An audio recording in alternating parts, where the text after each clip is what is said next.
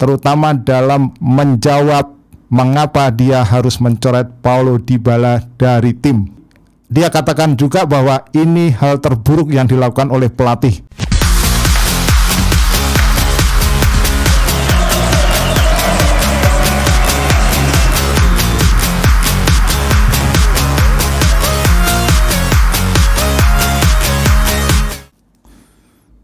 Salam pemirsa, ketemu lagi di Titis Corner bersama Bung Titis Widiatmoko.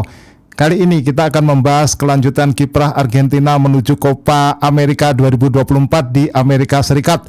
Kita tahu bahwa mereka akan bertemu pada laga uji coba pada tanggal 9 Juni nanti melawan Ekuador, dilanjutkan dengan 14 Juni melawan Guatemala. Sebelum bersiap pada ajang yang sesungguhnya untuk mempertahankan gelar yang dicapai pada 2021 dan juga 3 gelar dalam 6 tahun terakhir setelah mereka menjadi juara Piala Dunia 2022. Dan Argentina adalah tim yang diunggulkan di posisi pertama untuk menjadi juara Copa America 2024 ini. Pada tanggal 20 Juni mereka akan menjalani partai pembuka melawan Kanada, kemudian dilanjutkan 25 Juni untuk bertemu melawan Chile, dan pada pertandingan grup terakhir 29 Juni mereka akan bertemu dengan Peru.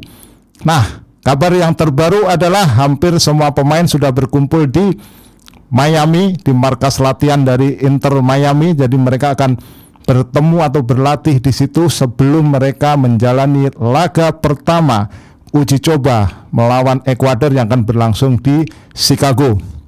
Nah, kabar terbaru apa yang datang dari markas Argentina kali ini adalah apa yang disampaikan oleh pelatih Lionel Scaloni, terutama dalam menjawab mengapa dia harus mencoret Paulo Dybala dari tim. Ya, satu hal yang dikatakan oleh Scaloni atas pertanyaan kenapa dia harus mencoret Dybala dari tim adalah, jawabannya adalah bahwa saya meninggalkan Dybala dengan semua rasa sakit. Jadi pilihan untuk melepas Dybala itu harus diambil dengan memendam rasa sakit. Jadi dia betul-betul merasakan betapa pentingnya Dybala bagi tim. Jadi dia katakan juga bahwa ini hal terburuk yang dilakukan oleh pelatih. Kami harus terima dan menjalankan meski terasa sulit. Jadi Anda tahu kan suasana batin dari Scaloni untuk melepas Dybala. Jadi memang betapa sulit ya. Alasannya karena memang pada posisi dia itu sudah cukup banyak pemain yang turut dipanggilnya.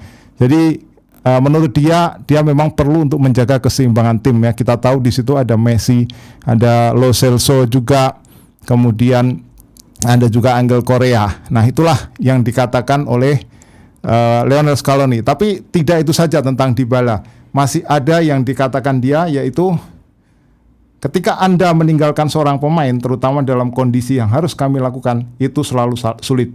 Kami punya kasih sayang khusus padanya, tapi kami selalu mengatakan bahwa tim adalah yang utama.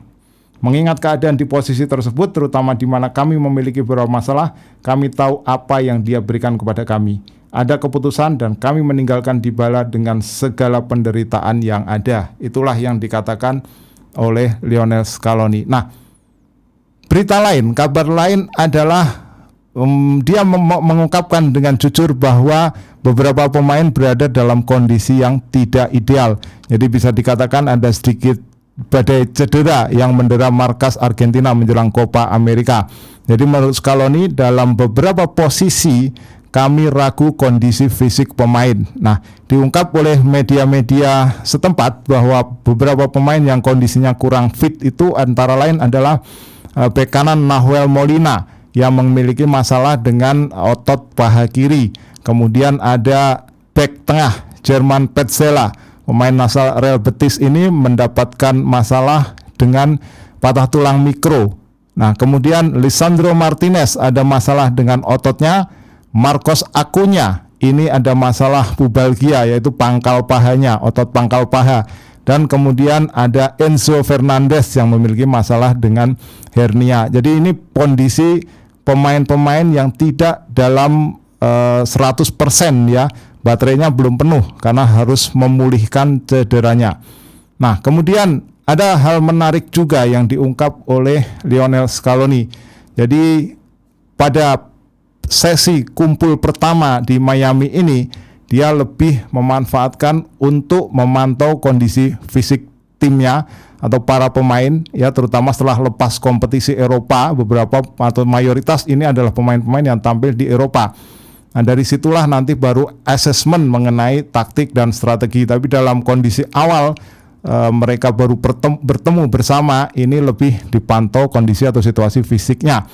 Ada satu pertanyaan juga dari media kepada Scaloni bahwa ketika Anda membawa 3 pemain remaja, ada 3 pemain remaja berusia 19 tahun yang dibawa oleh Scaloni, yaitu Valentin Barco, kemudian Valentin Carboni dan juga Alejandro Garnacho. Apakah Anda nantinya akan mencoret pemain tersebut? Menurut Scaloni bahwa mereka bisa ikut bergabung bersama kami. Jadi mereka akan bersaing dengan pemain-pemain senior. Nah, ini yang menarik ya. Jadi bukan berarti kalau mereka masih muda, masih 19 tahun, lalu kemudian akan dibuang ke tim U23 untuk ikut Olimpiade bersama Javier Mascherano, tetapi ternyata tidak. Jadi mereka masih punya kesempatan untuk bergabung untuk membela Argentina di Copa America. Nah, hal lain yang juga disampaikan oleh Scaloni ini menyangkut tentang Lionel Messi. Jadi selebihnya atau selengkapnya pernyataan dia tentang Messi saya bacakan seperti ini. Kami melihatnya dengan baik, penting baginya untuk memiliki kesinambungan setelah cederanya, dan dia terlihat siap. Dia akan bergabung dengan kami sesegera mungkin ya. Dia tulis besok itu, dia waktu itu jumpa persnya pada hari Minggu, dan Messi bergabung dengan tim pada hari Senin, dan kami akan berbicara lebih banyak lagi.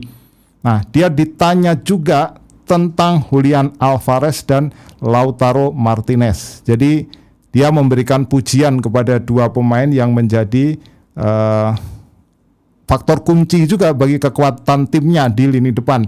Ya, menurut dia mengenai Julian Alvarez ya, dalam beberapa bulan terakhir Julian jarang bermain, tetapi ia membela klub yang kuat. Dan Lautaro adalah pencetak gol terbanyak di Serie A. Keduanya kami terima dan kami akan memutuskan apa yang mesti dilakukan dalam setiap pertandingan demi pertandingan. Nah, seperti itulah yang kami lakukan. Nah, itulah sekelumit kabar ya tentang persiapan Argentina, terutama sebelum 9 Juni di Chicago melawan Ekuador dan juga melawan Guatemala pada 14 Juni. Nah, ini 2 pertandingan ini penting sekali karena apa? Karena dia harus mengembalikan kondisi fisik pemainnya, dia harus memulihkan kerjasama, membangun saling pengertian antar pemain-pemainnya menjelang pertandingan pembuka melawan Kanada. Ini adalah pertaruhan bagi Argentina. Mereka diunggulkan, mereka juara bertahan, juara Piala Dunia yang terakhir. Jadi sorotan mata menuju pada Argentina menjelang Copa America 2024. Nah, silakan jika Anda punya pandangan, Anda punya pendapat, tulis di kolom komentar. Kita ketemu dalam pembahasan berikutnya. Salam.